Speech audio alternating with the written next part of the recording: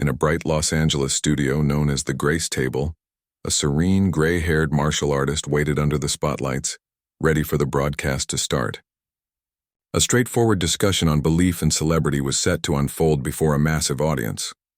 What started as a polite talk show segment escalated when a renowned minister openly challenged another individual's convictions on air. Chuck Norris stood out from regular celebrity visitors. Over the years, he had transitioned from an Air Force serviceman to a karate title holder. His self-control had molded both his physique and his spirituality. Famous for his reserved demeanor and remarkable poise, his understated demeanor held greater influence than countless speeches. When Bishop T.D. Jakes suggested Norris was pretending his devotion, he didn't realize he was stepping into a twist of spiritual coincidence. As arrogance built and the cameras captured it all, Jakes's seat gave way under him, causing the prominent evangelist to tumble before a shocked crowd. Chuck stayed composed. Rather, he stood up and offered a firm hand. His poised reply sparked a global reflection on modesty and sincerity. What originated as a broadcasted argument evolved into an insight. The Grace Table venue was forever altered that evening. Spirituality appeared to step in directly, and the figure once dubbed Hollywood's reserved fighter showed everyone that true power doesn't yell. It remains steady. Before we continue, share your location with us. And if this tale resonates, ensure you're following, as I've got a unique treat lined up for tomorrow. The warm glow of Los Angeles sunset poured through the tall windows of the Grace Table studio, creating extended shadows over the sleek platform. Staff hurried among the equipment, fine-tuning illumination and audio with expert routine. The setup, crafted to suggest both religious comfort and broadcast elegance, shone beneath the overhead beams. Two refined seats angled softly, with a polished wooden surface separating them, and in the background a gentle azure panel that appeared to radiate with a nearly celestial shine. From the oversight room above the set, Lisa Tran touched her headset, her sharp gaze locked on the array of screens ahead.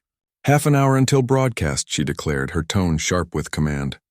"Keep camera 3 close on Jakes during his key parts and hold 5 on Norris, particularly when he's silent."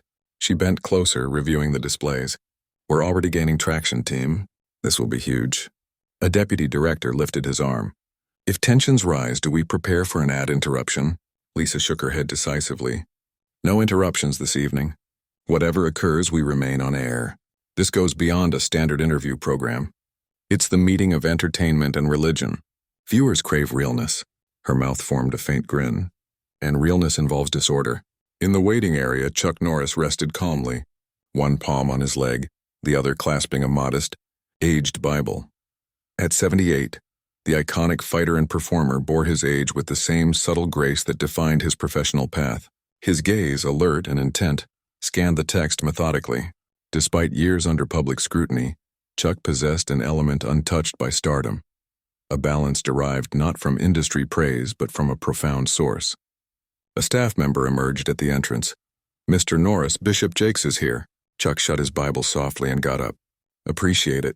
In the adjacent space, Bishop T.D. Jakes fixed his necktie, his large build dominating the reflection in front of him. Unlike Chuck's basic dark suit and unbuttoned shirt, Jakes sported impeccable tailoring, with sparkling diamond links on his sleeves and a silk handkerchief in his pocket, footwear that reflected light with every shift. "Is the main area's lighting complimentary?" he inquired of the cosmetic specialist nearby. "Extremely complimentary, Bishop," she answered, patting powder on his brow. "They've tailored it all for this session." Jakes inclined his head, content. At 67, he retained a dominant aura, the tone that had packed venues, advised leaders, and established a vast network centered on religious insight and inspirational talks. Lately, though, rumors had spread regarding his opulent habits about messages that resembled acts more than guidance. Detractors labeled him the entertainment cleric, implying he'd turned into more of a label than a devotee. The murmurs troubled him more than he'd acknowledge. The door swung open and Chuck Norris entered. Briefly, the pair observed one another. "Energy and tranquility, roar and peace." "Bishop Jakes," Chuck offered his palm. "Pleased to meet you at last, Brother Norris." Jakes clasped it, his hold strong, his speech deep and inviting with the rhythm that had elevated him. "Eager for our exchange?" A brief evaluation crossed Jakes's gaze, maybe an awareness that the individual facing him differed from his assumptions. The clasp extended slightly longer than usual. "I've heard our topic is belief in stardom tonight," Chuck mentioned softly. "Yes," Jakes grinned. "Two realms that rarely blend smoothly. But look at us both here," Chuck answered, his face impassive.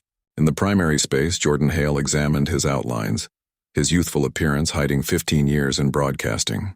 At 42, he'd developed the Grace Table beyond a typical star interview format. It served as a venue for substantial dialogues where notable people displayed unseen aspects. This evening, however, he detected a unique vibe, something charged. "Positions all," directed the stage manager. "Viewers are entering." The entryways parted and the crowd streamed in, representing diverse backgrounds. Religious assemblies in formal attire positioned themselves next to industry leaders in relaxed finery. University learners carrying faith studies sat close to doubters attracted by Chuck Norris's fame. They occupied the area with eager chatter, devices ready for ideal online captures. Eddie Cruz, veteran operator for 12 years, refined his lens and inspected his display. He'd recorded numerous segments, but this night carried weight. He enlarged on the vacant seats, feeling they wouldn't stay tranquil much longer. With 5 minutes left, Jordan assumed his spot beside the platform. Chuck and Jakes were guided to their positions just off view. Recall, Lisa's instruction reached the ground crew. "This evening highlights differences. The combatant and the orator, the performer and the minister. Allow the strain to develop organically." The illumination softened. The crowd hushed. The live indicator lit crimson. 3, 2, 1. The stage manager signaled. Tunes rose as Jordan advanced onto the area, limbs extended, expression cheerful. "Greetings to an exceptional installment of the Grace Table, where we unite two pillars of spirituality from contrasting spheres." The lenses swept the crowd, recording their enthusiastic looks. In one position, a figure whose speeches have inspired vast numbers, whose aura packs halls and whose teachings have altered existences. "Join me in greeting Bishop T.D. Jakes." The group cheered as Jakes appeared, saluting the assembly, his grin brilliant. He proceeded with rehearsed assurance, clasping Jordan's palm cordially. And in the opposite spot, Jordan proceeded, his pitch shifting to one of esteem, a master of cinema and combat arts, a figure whose subtle devotion has steered an extraordinary journey over many years. Everyone, Chuck Norris. The ovation for Chuck differed, esteem over enthusiasm, appreciation over idolization. He advanced plainly, recognizing the group with a brief incline, clasping hands with Jordan, then Jakes again before settling. "This evening," Jordan stated, addressing the lens squarely, "we explore devotion amid publicity, staying true when all eyes are on you. Two individuals, two roots, one common conviction." As the equipment adjusted and the beams intensified, Chuck rested serene and motionless, his stance at ease yet honorable. Opposite him, Jakes eased into his spot with the relaxed assurance of someone used to drawing focus. Neither anticipated that soon everything would shift, that this meticulously arranged chat would turn into an instance replayed countless times worldwide, an instance where speech and quietude would clash with surprising results. The program had commenced. "We'll begin with a basic point," Jordan noted, inclining ahead. "Devotion and notoriety. Do they align easily or oppose naturally?" Jakes chuckled, the noise inviting and familiar. "They're like oil and water, Jordan. Texts urge modesty, yet the industry pushes self-promotion. Religious existence craves silence. Stardom requires clamor."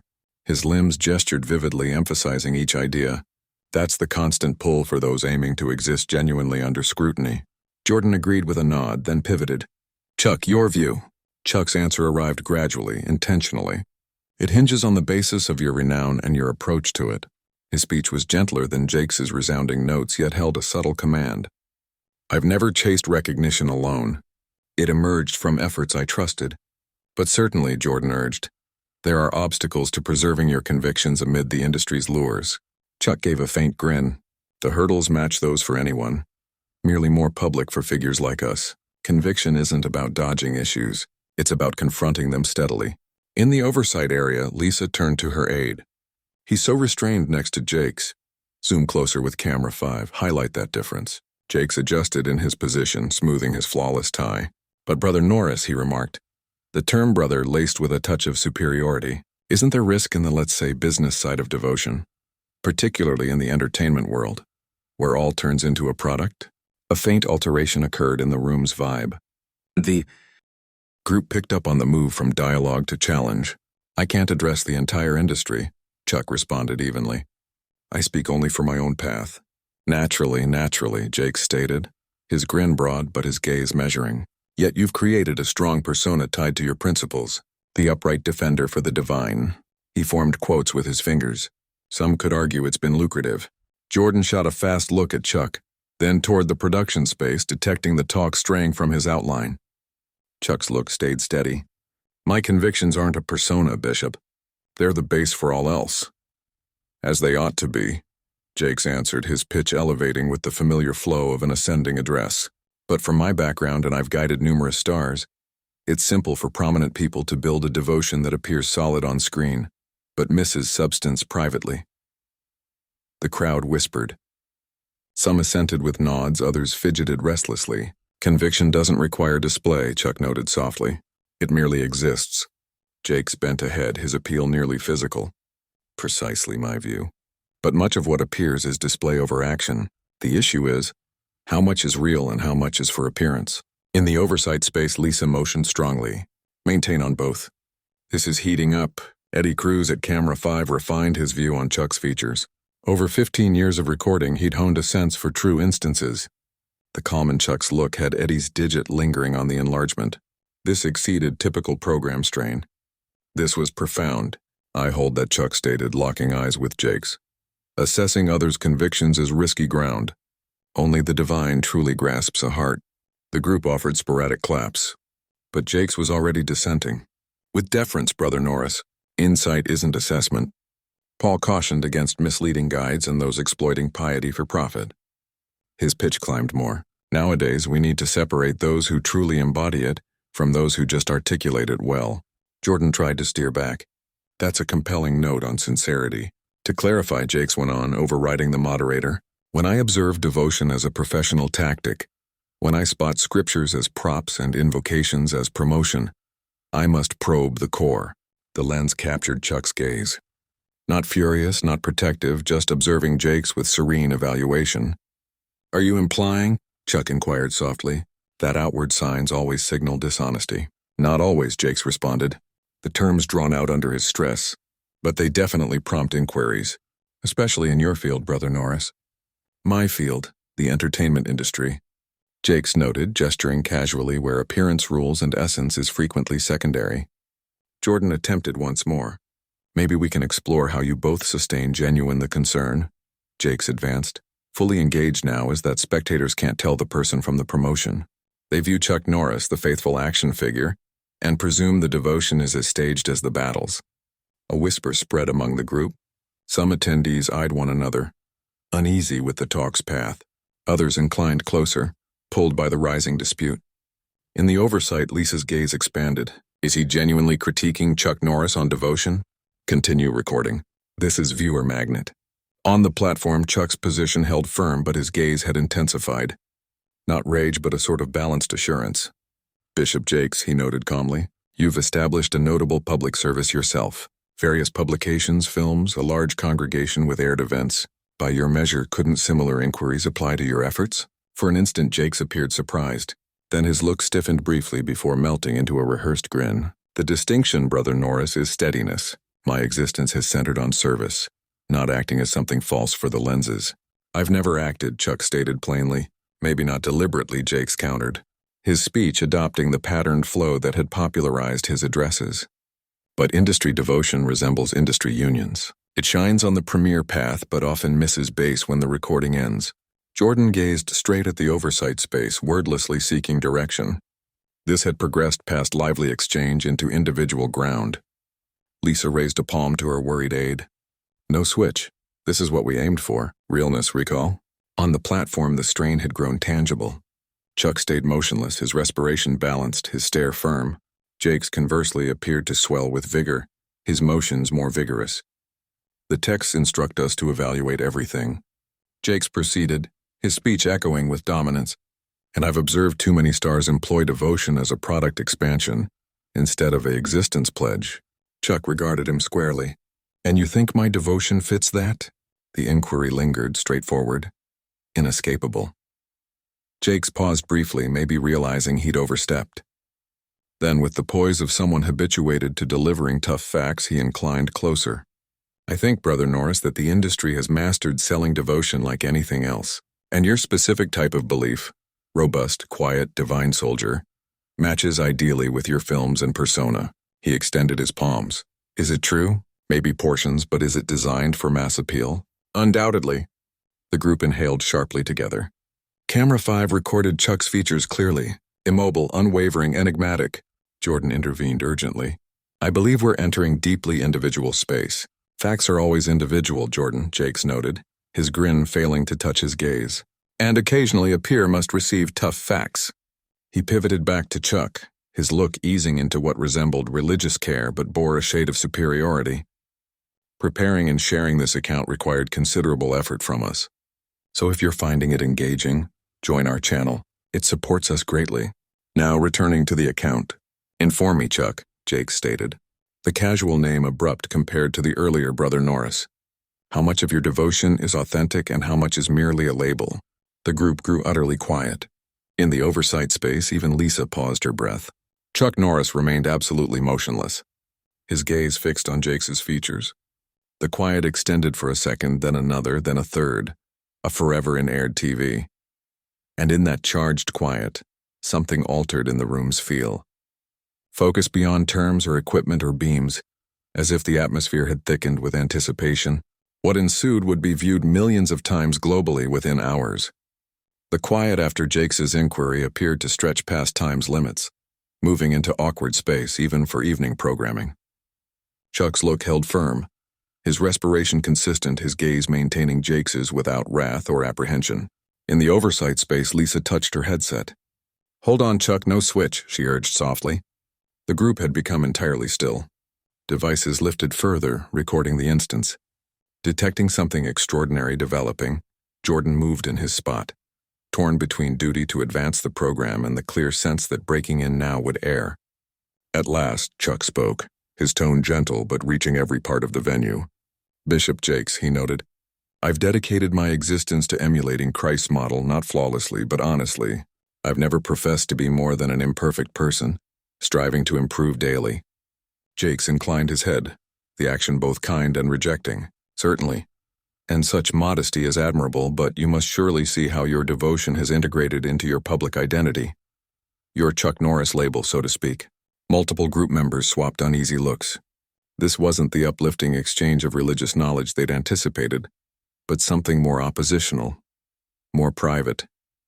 I don't view my devotion as a label, Chuck countered plainly. Don't you? Jakes bent closer, his tone adopting the patterned quality that had packed large spaces. The sturdy, silent, faithful fighter battling for equity on film and for the divine off it. It's a compelling picture, sellable, beneficial. His palms sliced the air for stress. But is it sincere? That's my inquiry. Jordan tried to step in. Maybe we can address how both of you handle the difficulties of my worry. Jakes advanced, overriding Jordan effortlessly. Is for the vast viewers who could confuse industry Christianity with the real thing. He addressed the group squarely. Actual devotion isn't about picture or look. It's about essence. The contradiction of this declaration from a figure in bespoke attire with gem links on cuffs, delivering with dramatic stress, appeared overlooked by Jakes. Eddie Cruz at Camera 5 maintained tight on Chuck. Through his filming years, he'd cultivated a feel for true instances, and something in the serene honor of Chuck's stance caused Eddie to hold his air. This wasn't pretense. This was entirely different. Bishop, Chuck noted, his tone still balanced. True devotion doesn't falter under critique. The group answered with whispers of endorsement. Something in the basic declaration seemed to pierce the dramatic strain Jakes had constructed. Jakes's grin tightened subtly. That's completely accurate, Brother Norris, which is why we must scrutinize what's authentic and what's fabricated. He opened his palms, speaking to the group directly. In an era of meticulously shaped pictures and online acts, we require judgment more than before. The lenses recorded Jakes at his peak, directing the area, his tone ascending and descending with exact skill, his actions broad. When I advise emerging believers, I caution them on deceptive leaders in luxury outfits, on industry spirituality that shines in discussions but lacks profundity privately. Jordan threw a frantic look to the oversight space. This had exceeded the intended talk. Lisa's hook her head faintly. Her deputy director bent in. Commercial time? No way. Lisa murmured. This is actual. This is occurring. Remain on air. On the platform, Jakes had reached complete oratory pace. The texts alert us to those with a semblance of piety but rejecting its force, who employ faith's terms for personal progress. He pivoted straight to Chuck. I don't question you trust in something, Brother Norris. But is it Christ's message or Chuck's message? A shared inhale emerged from the group. Even Jordan's expert calm broke as his brows lifted in astonishment. During this rise, Chuck had stayed motionless, his respiration steady, his stance relaxed but honorable. Now he bent ahead a bit, his tone soft yet distinct. Bishop Jakes, he noted. I've admired your service for numerous years, but I ponder if in your zeal to shield others from false devotion, you've mixed act with honesty. Jakes blinked, briefly disrupted. My films are acts, Chuck advanced. My devotion is not. One is my occupation, the other my existence. A scattering of claps erupted from the group, swiftly quieted as folks stayed glued to the development. Jakes rebounded fast, his appeal reaffirming. A lovely thought, Brother Norris. Really, his grin was wide but missed his gaze. But it's exactly that sort of refined reply that troubles me. The industry has instructed you effectively on delivering the ideal phrase at the ideal instant. He rose abruptly. A dominant action that seized focus, his tone climbing to occupy the venue. This is precisely what I mean, everyone. He spoke to the group directly. Now meticulously formed terms that appear religious but dodge the tough inquiries. This is what I term industry devotion. Appears fine, sounds fine, but when you grasp for it, he performed a clutching action with his palm, then spread his digits as if allowing grains to escape. There's no essence to cling to. The beam seemed to waver faintly. A worker in the oversight glanced at his panels with brief puzzlement. Jakes missed it. He was entirely in address mode, his tone booming with the rhythm that had elevated him. I appear here this evening, worried about a society where devotion has turned into a product, wrapped, promoted, and traded to the top offer. Chuck observed him serenely, attempting no rise, no match to Jakes's level or vigor. Allow me to be utterly transparent. Jakes advanced, indicating now for emphasis, his tone escalating. I'm highlighting a structure where devotion becomes another part to an act, where belief turns into a tire worn when the equipment runs and the admirers observe. The beams wavered once more evidently now. A faint vibration appeared to travel through the venue. Maybe the underground train below the structure. Maybe another thing. Jakes either overlooked it or integrated it into his delivery, his tone climbing further. When I witness devotion diminished to a promotion plan, when I see the message used to market films or texts or goods, I must deliver facts to authority. Eddie Cruz sensed something odd via his equipment, a faint shake as if the ground hummed with force. His experience led him to sharpen on Chuck, somehow detecting that the next occurrence would define the program. Jake stepped ahead again, now physically controlling the area, his tone hitting full ministerial force. So I'll express what's required, even if it's uneasy, even if it has consequences. Some devotion, some industry devotion is merely an invention, a delivery, a text composed to attract faithful viewers. He turned completely toward Chuck now, his look a blend of just outrage and something tougher to pinpoint. Maybe doubt, maybe arrogance. Brother Norris, he noted, the formal address contrasting the rejection in his pitch. I don't dispute your honesty. I challenge the truth of devotion that appears so ideally matched to your public picture. Devotion that never appears to struggle, never appears to question, never appears to. He halted, seeking the proper term. Never appears to demand anything past what shines on screen. During this rise, Chuck had not shifted. His respiration stayed serene, his gaze clear and concentrated. When he eventually spoke, his tone was soft enough that the group bent ahead to listen. Bishop, he noted plainly, I believe you're mistaking your own image for my truth. For an instant, Jake seemed truly astonished, as if he'd anticipated any reply but this. Before he could rally, the beams wavered a third time. The vibration under the ground intensified. Multiple group members looked around anxiously. Jakes restored his poise, pulling himself to maximum stature. His tone dropped to a striking near murmur that still reached every section of the space. I'll describe what I perceive distinctly, Chuck Norris. I perceive industry-created devotion, wrapped and refined for mass intake but missing the passion and belief of true conviction. The terms lingered like a storm burst. Chuck's look held, but something faint changed in his gaze. Not fury, not pain, but a sort of aware certainty, as if he observed something familiar in varied shapes. In that instant, as the equipment recorded every detail, as vast numbers viewed nationwide, as the strain in the venue peaked, a transformation swept the space. The atmosphere seemed loaded with expectation, as if awaiting a reply to Jakes' test. What followed defied all predictions. The venue beams wavered again, more persistently now. An odd calm enveloped the group as the air grew dense with an invisible force. In the oversight space, Lisa Tran bent closer, her gaze narrowing at the screen. "What's with the power?" she questioned, touching her headset. "All normal per the panel," her aide responded, bewilderment clear in his pitch. "Primary supply is steady. Reserves aren't active. It's just the beams."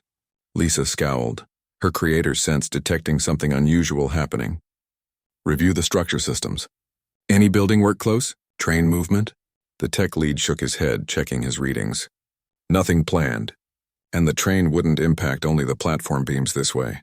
On the platform, unaware of these tech issues, Bishop Jakes persisted with his address-like speech, his assurance apparently increasing each second. He strode the platform with skilled display, his tone rising and dropping in the patterned rhythm that had occupied large halls and spaces during his path. "We exist in a time of trickery," he announced, motioning boldly. "Where looks conceal facts, where fame replaces traits, where act supplants truth." The vibration below the venue floor strengthened a bit. Perhaps the train below, perhaps something distinct. A few group members swapped worried looks. One elder lady in the front gripped her bag tighter, her gaze flicking to the exit markers. A younger guy 2 lines back retrieved his device, starting to document the events. Detecting something notable developing, Chuck stayed positioned, fully poised, his respiration uniform, his stare solid. The lens caught the faint aspects of his stance. Arms eased, palms resting calmly on his legs. No tightness in his face or near his eyes. The difference between his calm and Jakes' dramatic force couldn't be sharper. Eddie Cruz, directing camera 5 on Chuck, felt an odd assurance building inside him. Over 15 years at the lens, he had honed an almost otherworldly sense for real instances. Those scarce times when truth pierced the meticulously built mask of TV. Something about Chuck's steadfast peace amid the rising strain led Eddie to refine his view, narrowing the shot a touch. This was the capture that counted.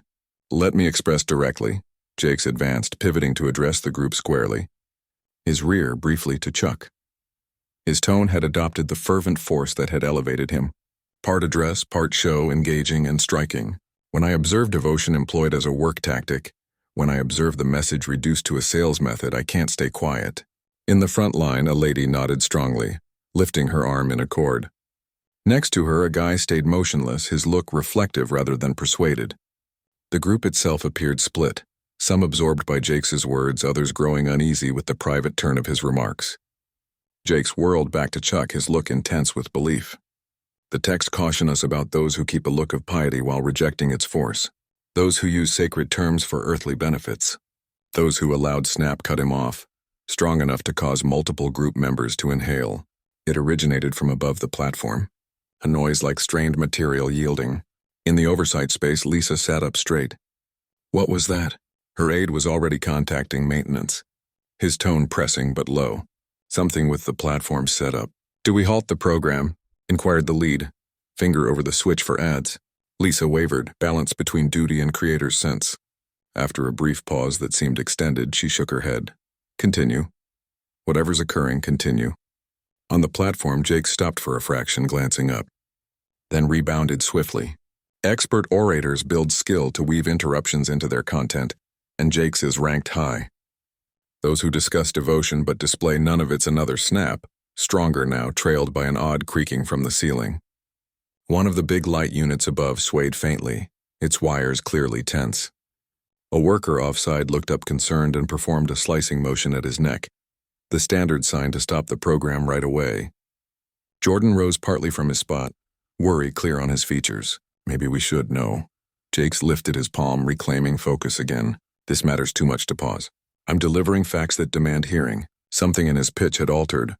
A hint of protection, or a feeling he must complete his start before momentum faded. His typical flawless pace appeared slightly disrupted, as if he detected his instant slipping and resolve to regain it. In the oversight space, Lisa was standing. "What's up there? Send someone to inspect those beams now." She pivoted to her aide. "Evacuation needed?" The structure head's voice arrived via her headset. "Stressed but managed. We're examining the setups. No urgent risk signs, but something's clearly off with the platform zone specifically." Specifically, Lisa echoed, her creator's thoughts racing. "Only the platform zone.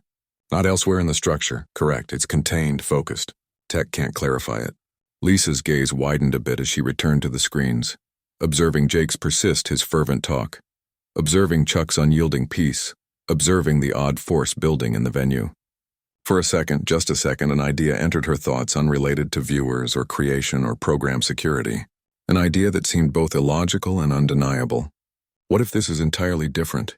On the platform, either missing the disturbance or opting to push forward, Jakes advanced another step nearer to Chuck. His tone reduced to a striking near murmur that nonetheless traveled through the venue. "I state this not in critique but in affection," he noted, though his pitch implied otherwise. "Your devotion, Chuck Norris, your industry devotion misses the passion of true belief. It's a text crafted for viewer endorsement, not an existence changed by mercy." The instant the terms escaped, something remarkable occurred. A strong burst resounded through the venue as the seat under Jakes abruptly moved.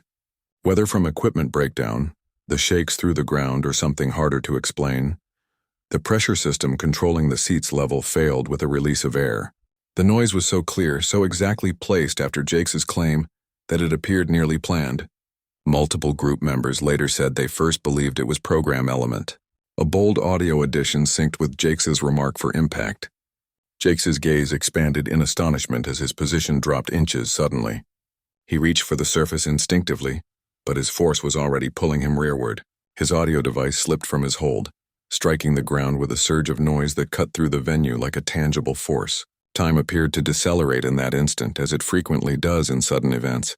Eddie Cruz, still centered on Chuck, recorded a faint shift in the man's look. Not pleasure or justification, but a spark of what resembled awareness, as if seeing the development of something he'd encountered before in various ways. Jordan stopped midway from his spot, balance between duty to rescue the program and true worry for the events. The group shared a collective pause. The venue abruptly so hushed that the ongoing release of air from Jakes' seat system seemed unusually strong. For one bizarre instant, Bishop T.D. Jakes, the dominant, assured voice of religious guidance to vast numbers, was recorded by every lens in the venue as he wavered unbalanced, poise abandoning him as physics assumed command. His meticulously fitted attire, his ideal placement, his dominant aura, all reversed in a flash by a basic equipment failure that couldn't have been more ideally timed. The platform beams wavered again, forming odd changing shadows over the scene like accents in a visual narrative being composed before them. The equipment recorded every aspect, Jakes' look moving from astonishment to alert, his palms clutching empty space, the refined layer of command breaking to show basic human fragility below. The group inhaled together as Jakes' seat tilted back. He extended, attempting to balance, but it was past time. With a bang that appeared incredibly strong in the astonished quiet of the venue, one of the nation's leading ministers fell from his position and ended in a clumsy pile on the venue ground. His cordless audio, still on, recorded his graceless sound of surprise for the whole country to hear. For 3 pulses, nobody stirred. The venue suspended in astonishment, disbelief. Jordan appeared stuck in his spot, lips partly parted. The group sat fixed as if seeing something they couldn't fully grasp, something that went beyond normal limits of amusement and entered the domain of the unaccountable. Only Chuck Norris stirred, rising serenely from his position, worry instead of contentment in his gaze. The action was smooth, leisurely, the innate reaction of a man used to handling sudden scenarios with controlled management rather than impulsive feeling. In the oversight space, Lisa remained captivated, her palm against her lips. The screens ahead showed various views of the scene. Jakes on the ground, Chuck standing to assist, Jardin immobile. The group in paused state. For a second, her expert separation wavered. This wasn't merely sudden TV. This was something that seemed nearly destined. "Continue," she urged softly. "All lenses." "No, miss." Her aide bent nearer. "Add time, allow recovery?" Lisa shook her head, gaze fixed on the screens. "No, this is the instance. The true instance. Stay on air." Eddie Cruz held his center on Chuck, instinctively grasping that this instant, this difference would be the picture all recalled. The downed minister and the firm fighter, arrogance down and modesty upright. The visual symbol was so ideal, so film-like exact that it seemed nearly written, except no writing could produce the pure truth captured in Chuck's gaze or the real shock in Jake's look. A young lady in the second line made a small noise. Not fully a chuckle, not fully an inhale, but between. An elder guy near the rear murmured to his partner, who nodded gradually, gaze wide. A teen girl lifted her device higher, recording the instant, somehow grasping she was seeing something discussed long after this program's close. The quiet shattered as multiple staff aides hurried onto the platform. Jordan at last voiced, "Bishop, are you okay?" Jakes rose gradually, his perfect attire now wrinkled, his meticulously kept poise broken. For a second, true puzzlement and shame crossed his features, feeling seldom seen from a man who had built a path on displaying constant assurance. There was something nearly youthful in his look, the appearance of someone whose assurances had been abruptly and suddenly tested. "Yes, fine," he noted, his tone devoid of its showy strength. Abruptly, merely a person recovering from a sudden drop. The alteration in his pitch was notable, the rehearsed flow absent, replaced by basic plain talk. Chuck advanced, extending his palm without delay. "Allow me to aid you, Bishop." The action was basic, honest, given without mockery or victory. Chuck's look displayed only worry, his actions unhurried and purposeful. No suggestion of pleasure in his features, no faint sign he viewed poetic equity in the events, only the natural response to another in trouble. Jakes gazed up at the offered palm, then at Chuck's features. Something exchanged between them then. An awareness perhaps, or a realization? With clear hesitation that swiftly became appreciation, he extended and accepted the help. As Chuck balanced him, assisting him upright with the same power and management that had defined his screen path, Jakes appeared briefly without terms, a scarce condition for one of the country's most articulate orators. His normal collection of expressions and enhancements had left him, leaving only bare facts. "Thanks," he noted softly, the term scarcely captured by the audio. Chuck inclined once, still supporting Jakes' limb to confirm stability. At times, he noted gently, devotion recalls us of control. The terms weren't victorious or blaming, just a plain note given without critique. Yet something in their soft presentation, in the instant's placement, in the sharp visual difference between what occurred and what was stated, touched a note that echoed through the venue. One individual in the group started clapping, not the frantic, eager applause of amusement, but the balanced, reflective recognition of something deep. Others followed, the clapping expanding like waves in calm liquid, growing not to frenzy but to a continued display of awareness. In the oversight space, Lisa observed the clapping spread, grasping that what they recorded had gone beyond simple TV. This wasn't about viewers anymore, or dispute, or even the exact subject. This had turned into something distinct, an instant of sudden truth, a visual lesson developing live. "We're gaining everywhere," her aide murmured, reviewing online feeds. "Segments are spreading fast. Number faith falls tops nationwide." Lisa scarcely registered. She concentrated on the screens, on the picture of Chuck aiding Jakes, on the honest change visible in both looks. In 15 years creating TV to stir responses, she had accidentally recorded something that sparked true thought. No alterations, she noted softly. Just permitted. On the platform, Jakes gazed at the group, then back at Chuck, who had resumed his position with the same soft honor he'd displayed when standing. For maybe the initial time in years of public oratory, Bishop T.D. Jakes appeared truly modest, not by terms or debates or religious argument, but by a sudden instant of human fragility, contrasted with unwavering kindness. The venue beam steadied, no more wavering. The odd vibration below the ground eased. The tech oddities that preceded the instant vanished as mysteriously as they came, leaving only their impacts, an altered vibe, a changed dialogue, and millions witnessing what developed. Jordan, detecting the energy shift, bent ahead. "Maybe," he noted cautiously, "this is a chance to consider what real power appears like in devotion and in traits." Jakes inclined gradually, his gaze meeting Chuck's over the gap. The quiet that ensued wasn't vacant or uneasy, but filled with unspoken insight. An instant of true link that no writing could produce. What started as opposition had changed in one sudden flash into something much stronger. A clear lesson on arrogance and modesty, on terms and deeds, on look and essence displayed live before vast watching gazes.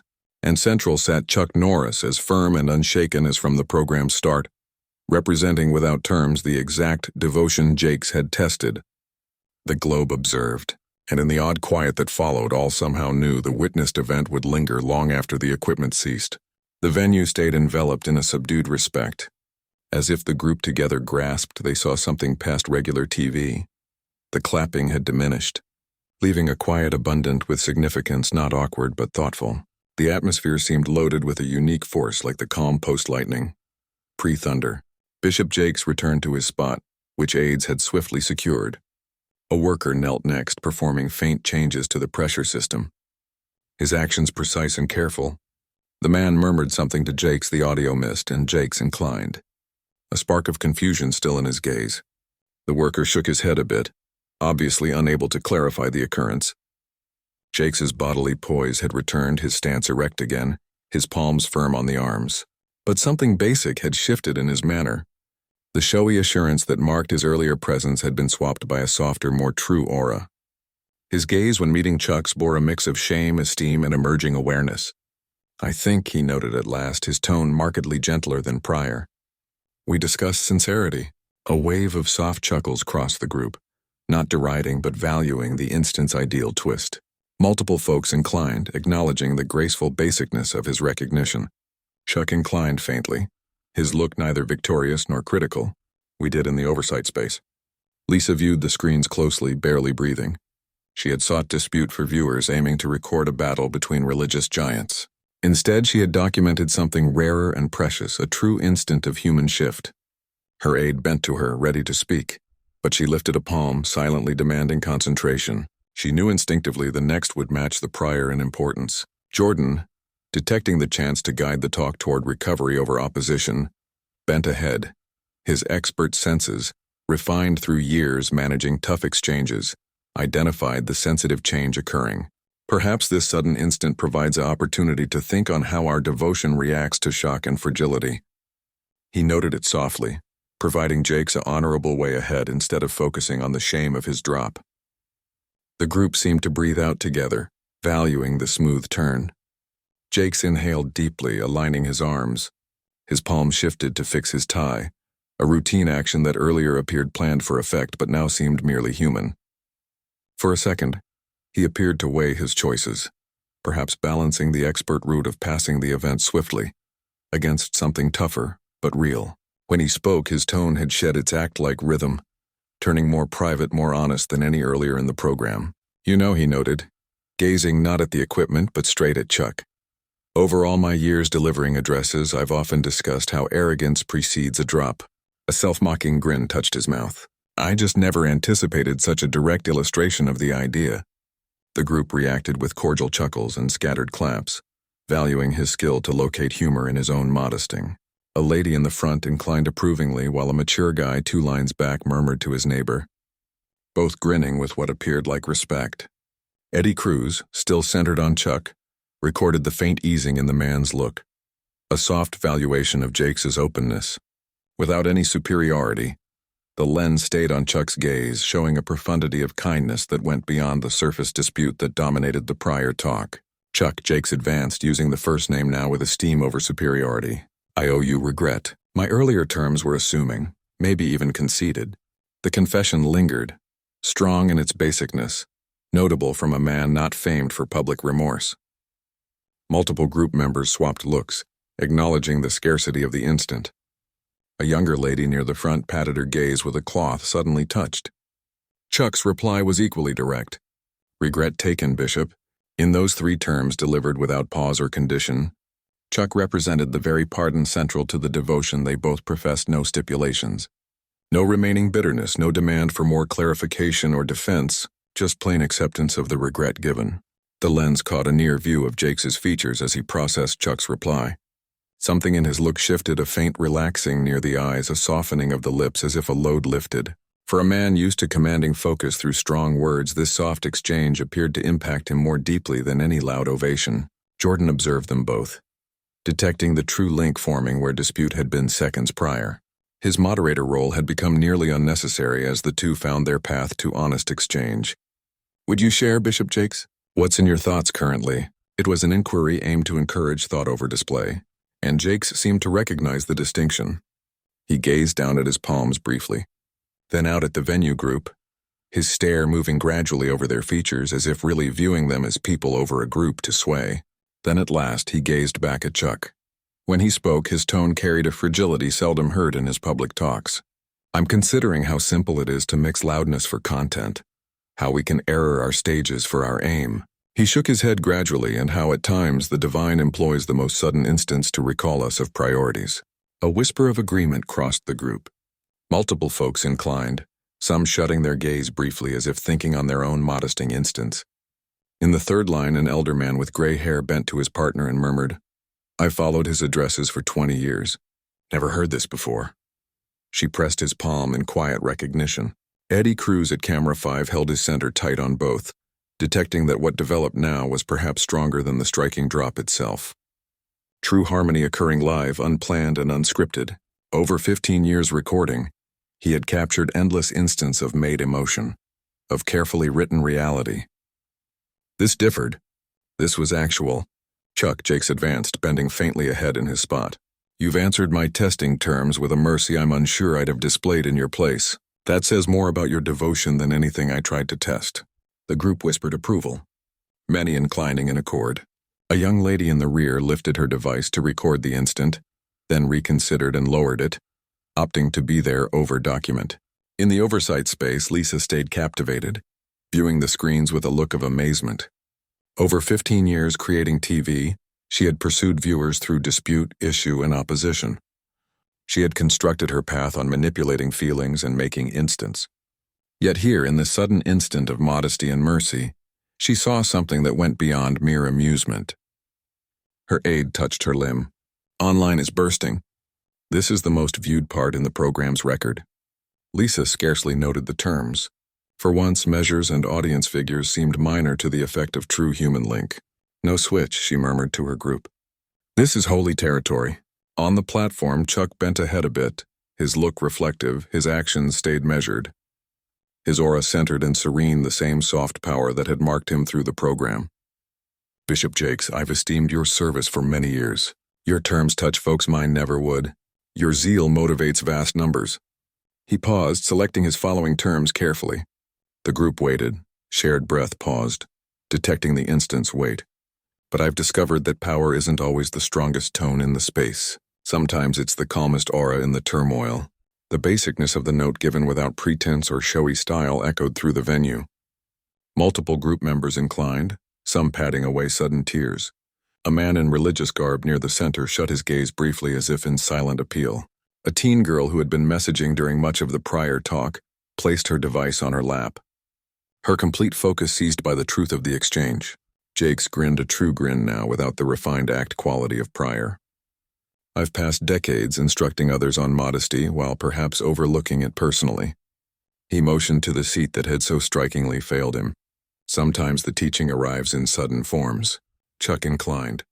The divine often communicates in murmurs, not storms. And sometimes, Jakes added with a self-mocking laugh, through defective systems. The group chuckled cordially. The prior strain fully dissolved. The noise differed now. Not the anxious chuckle of discomfort or the required reply to a star's quip, but the true valuation of shared humanness. Something fresh had shaped after dispute. A link between two from distinct realms who had discovered shared base in a sudden instant of fragility and mercy. In the front line, a lady bent to her spouse. I arrived for a program, she murmured. I didn't anticipate this emotion. Near the rear, a young guy who had been recording on his device through the program gradually lowered it, choosing direct experience over screen. Beside him, an elder man inclined approvingly at the decision. Jordan, detecting the organic end of this deep exchange, glanced to the oversight space. Lisa inclined almost unnoticeably, recognizing they should respect the instant over-push for more dispute or issue. We'll pause briefly, Jordan noted, pivoting to the lens, and resume for our closing. Part with Chuck Norris and Bishop TD. Jake's a exchange that has turned into far more than expected. As the live light dimmed for the pause, Jake stood from his spot and offered his palm to Chuck. This time the clasp wasn't showy or routine, but honest, a action of esteem between peers. Chuck rose too, taking the clasp with soft honor. His look stayed serene, but there was a warmth in his gaze absent earlier. An awareness of something true emerging from what began as dispute. "They'll recall the drop," Jakes noted softly, knowing their audio was off but the venue group could hear. "But I hope they recall the after more." Chuck inclined, his look reflective. "It's not how often we drop, Bishop. It's how we stand after." Jakes maintained Chuck's stare for an extended instant, then inclined gradually, insight passing without need for more terms. In that quiet exchange was an awareness of shared humanness, not famous minister and action figure, not religious rivals, but simply two men on the same route from distinct origins. In the group, devices had been briefly overlooked. The habitual recording that marks current life had been paused, no one messaging or sharing or posting.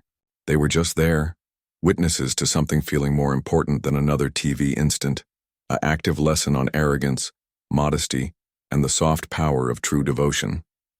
An elder lady patted tears with a cloth, while next, a teen granddaughter sat remarkably motionless, taking the instant with sudden focus. A mature guy who arrived doubtful of aired religious talks found himself rethinking views he hadn't realized held.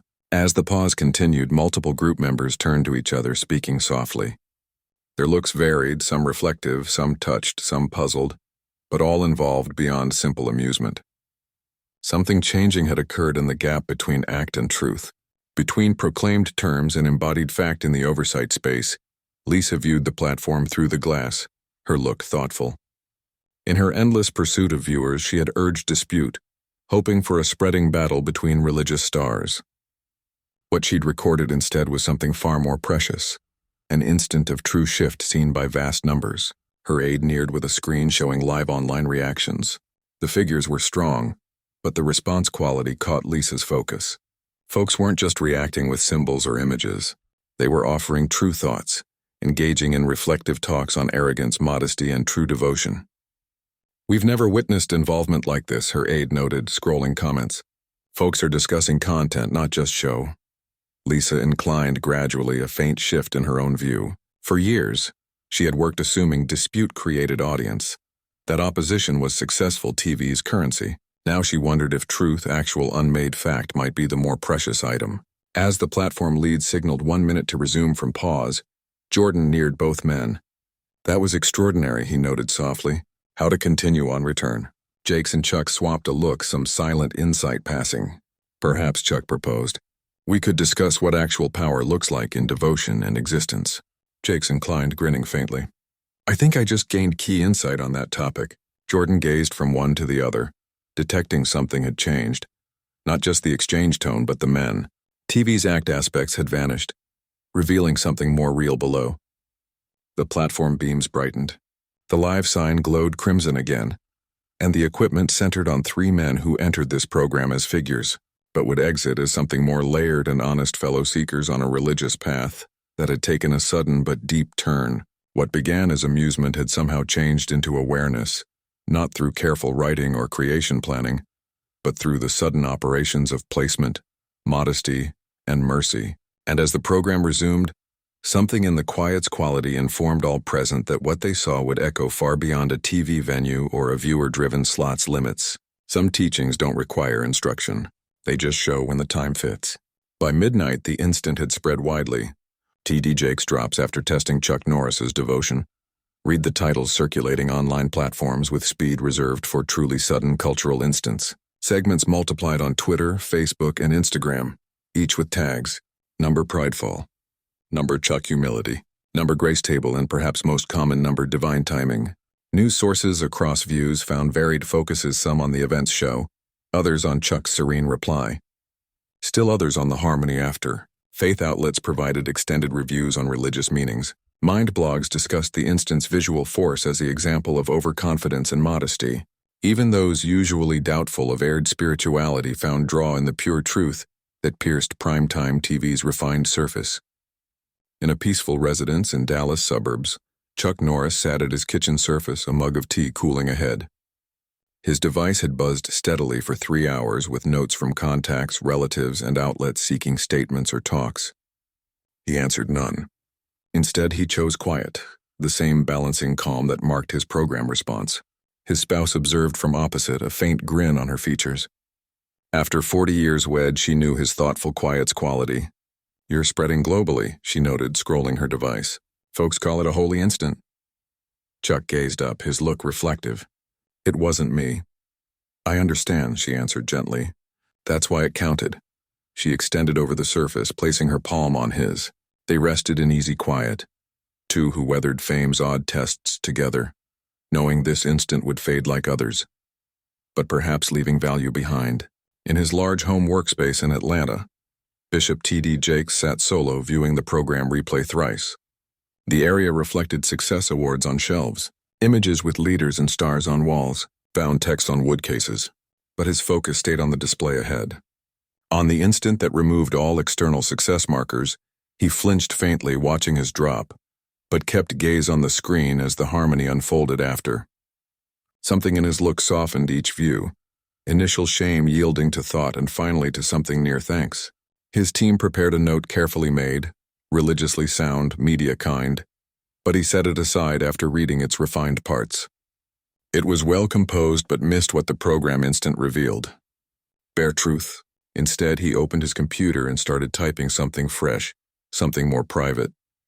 The terms came gradually first, then with growing certainty. "This evening I faced a modest reminder that our stage isn't our aim, and our spot isn't our power." What started as religious talk became for me a private teaching on arrogance and mercy. To Chuck Norris, I offer my deepest thanks for displaying more on true devotion through deeds than I conveyed through my terms. To ministry followers, I provide this thought. The divine often speaks clearest in least expected instants, sometimes using ways we couldn't predict. True power isn't never dropping. It's how we stand and who aids when we do. He continued composing late, crafting not a release but a personal account, one that later became among his career's most shared reflections. Ministers quoted it in addresses. School teachers assigned it in practical religious classes, and countless people found in it a reflection for their arrogance and truth struggles. In the modest home she shared with roommates in Los Angeles, Lisa Tran sat legs crossed on her seat, computer on knees. Network leaders called constantly, switching between thrilled praise on viewers and worried queries on seat failure liability. But Lisa focused elsewhere. She reviewed raw recordings, studying the instant, not as creator seeking viewers, but as witness to something seemingly sacred. When her device rang again, she glanced another leader and declined silently. Instead, she opened mail and composed to her group. "What we recorded tonight wasn't just solid TV. It was something factual. In seeking dispute and issue, we stumbled into truth. I've passed 15 years making programs for reactions. Tonight, perhaps first, I joined something creating true thought." She paused, digits over keys, realizing a shift in her professional view. The success measures she pursued relentlessly. Viewers, online involvement, spreading instant suddenly seemed empty next to genuine human links impact. She continued, outlining fresh vision for Grace Table, prioritizing honest dialogue over made dispute, depth over show. It was risky professionally, perhaps naive in TV's harsh world, but witnessing Chuck's soft power and Jakes's modest change had awakened dormant idealism in her work. Across the nation, the talk continued past usual news loop. On evening shows, hosts wove the instant into openings, some with soft humor, others with surprising reflection. Online, the segment shared not just as spreading embarrassment, but deeper, a visual teaching transcending religious lines. In countless residences, discussion moved past show to meaning. Guardians used it for child talks on arrogance and modesty. Religious guides across groups found perfect example of mercy under stress. Even aired spirituality cynics found compelling and unscripted truth unfolded. A mind teacher at Stanford wove the segment into non-verbal talk lecture, noting Chuck's calm aura communicated more than Jakes's skilled terms. A cinema school in New York reviewed the instant's filming, particularly Eddie Cruz's instinctive center on men contrast. A religious school in Chicago devoted symposium to public modesting theology, with broadcast central study. Eddie Cruz, the operator capturing defining images, sat in evening eatery with production members. They gathered post-program, drawn by sense of significant witness. 15 years at Lens, Eddie noted, mixing coffee. And first time I recorded something feeling bigger than program. Others inclined understanding. Saw the shot when Norris aided Jakes? Asked audio worker. That's memorable image. Eddie inclined. What hit me was Chuck unchanged from stage entry to exit. Same peace, same honor, same aura while all chaos. He was firm. That's power, said another member. Not just Jake's dropped after calling faith false. It was men contrast. One talking power, other showing. Next Sunday, religious attendance rose noticeably nationwide. Ministers found groups attentive when arrogance, modesty, true devotion topics arose. Online feeds usually political fights and Star Talk filled with spiritual truth reflections and true power nature. 2 weeks post-program, Jordan Hale opened special grace table follow-up with reflective start. What makes instant echo past amusement into significance? Why certain pictures linger, changing not watch but see? 2 weeks prior here, something sudden occurred. Talk became display, terms into witness. Since millions viewed, noted, thought on instant revealed on devotion, modesty, true power. Tonight we explore not just occurred, but why mattered deeply to many. Episode featured religious experts, culture notes, regular viewers thinking why instant struck a chord. Notably missing both Chuck Norris, declining talks, and Bishop T.D. Jakes, stepping from public for personal thought. 1 month post-program, 2 key events same day. First, Bishop T.D. Jakes returned Potter's House platform, delivering Falling Grace sermon departing dramatically from usual word style. Gone theatrical touches and loud statements. Instead quieter, more thoughtful, more true. He stood behind stand. Not towering religious authority, but fellow seeker sharing insights from sudden modesting. For years, he told gathering, I mixed loudness for power and stage for aim. I error gift speaking devotion with deeper living it. He paused, gazing at thousands. Sometimes divine uses public instance for personal teachings. Gathering responded standing clap, not for delivery, but change. Many padded tears touched by fragility of long admired for power. Same evening, package arrived Chuck Norris home. Inside handmade wood container with basic note and gift. Note handwritten heavy paper read, Chuck, years teaching power somehow missed quieter forms. Thanks for lesson unknown needed. This grandfather's humble true devotion man. Believe, approve, home with you, respect, gratitude. T.D. Jakes. Gift-worn leather scripture. Pages marked decades study. Edges handwritten notes. Family treasure passing not blood, but spiritual bond. Chuck examined carefully turning pages gentle respect, valuing gesture and meaning. Paused, underlined, faded ink passage. For all exalting self-humbled, humbling self-exalted. Then picked device first since program. Made related call. 6 months later, most sudden grace table outcome joint project Chuck Norris, T.D. Jakes, not another TV spot, but mentorship at risk youth combining Jake's passionate support, Norris' quiet control. Program focused not creating stars but building traits through steady action, humble service. In small Chicago Southside gym, dozen teen boys watched Chuck show martial form movements flowing centered exact, each with focus control. Nearby, Jakes observed. Usual commanding aura, subdued, supportive focus. Not how hard hit, Chuck told boys after. How centered remain, others try knockdown. Jakes inclined, adding, when fall all will about standing mercy, not just strength. 2 men swapped glance. Silent understanding reflecting partnership formed, public modesting, private harmony. When reporter asked collaborate why, neither mentioned famous program directly. Sometimes, Chuck noted plainly, key links from sudden instance. Jakes inclined agreement, adding smile. Greatest power shown respond fall. Reporter pressed details night. Asking divine intervention chair collapse belief. Jakes considered thoughtfully. Believe divine speaks circumstances. Sometimes bold, sometimes faint. Matters not method, wisdom listen. Chuck said nothing, slight smile spoke much. As years passed, instant stayed cultural recall. Referenced addresses, media spirituality papers, authentic devotion talks, performance world. What began viewer-driven opposition spiritual stars transcended origins enduring. Living lesson arrogance, modesty. Quiet true devotion power. In world increasingly noise show. Lasting message emerged, not loud statements but sudden quiet instant. When one fell, another aided rise, millions witnessed simple changing mercy power action. Final twist perhaps broadcast designed issue through dispute. Strongest statement came not terms but absence, calm presence, man understanding, true devotion. No defend. It lives quietly, consistently. Ready offer, steady palm, pride inevitably drops. Because some teachings no need words. They show when moment fits, message lingers long after equipment stops. Next, 2 more amazing accounts waiting. Click image, want, watch, take there. If enjoyed video, ensure subscribe.